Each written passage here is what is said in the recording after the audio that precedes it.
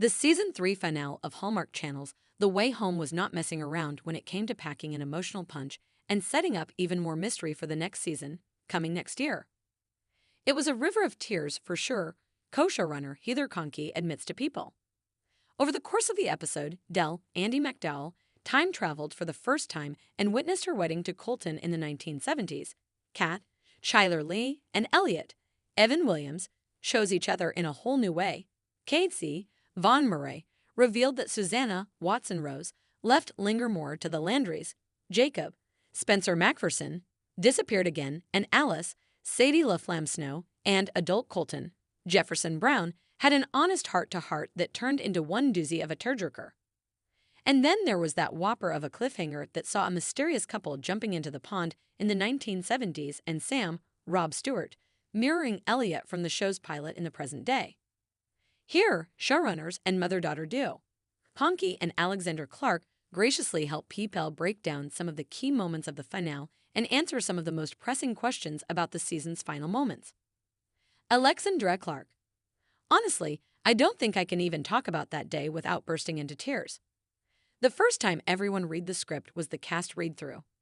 We had about 10 boxes of Kleenex amongst us, and I remember seeing Sadie and Jefferson kind of look at each other, and I realized that they knew what we were all in for. And then to be there on the day by the pond. Our director on this one, Grant Harvey, has seen us through this entire series. He and I really did want to carve out the time for those scenes because we knew it was going to be intense. And these guys came to play. Being there behind the monitor with Grant, I'm going to start crying right now. It was incredible. It was incredible to see them acknowledge each other for who they really were as characters. You really are so invested in these people by now. To hear Colton acknowledge Alice as his granddaughter was unforgettable.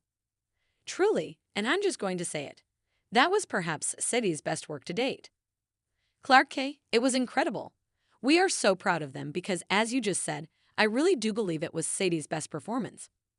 We've seen her grow as an actor over these last 3 seasons.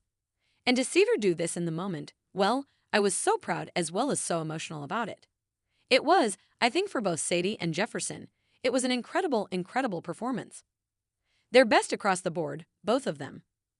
He, they, her, CVONKI. The first time I watched the footage, it was like an explosion of emotion, but having to sit through the edit together and watching it over and over and picking the best of the best performances. Because they were all just exemplary and real and true, we were just a mess.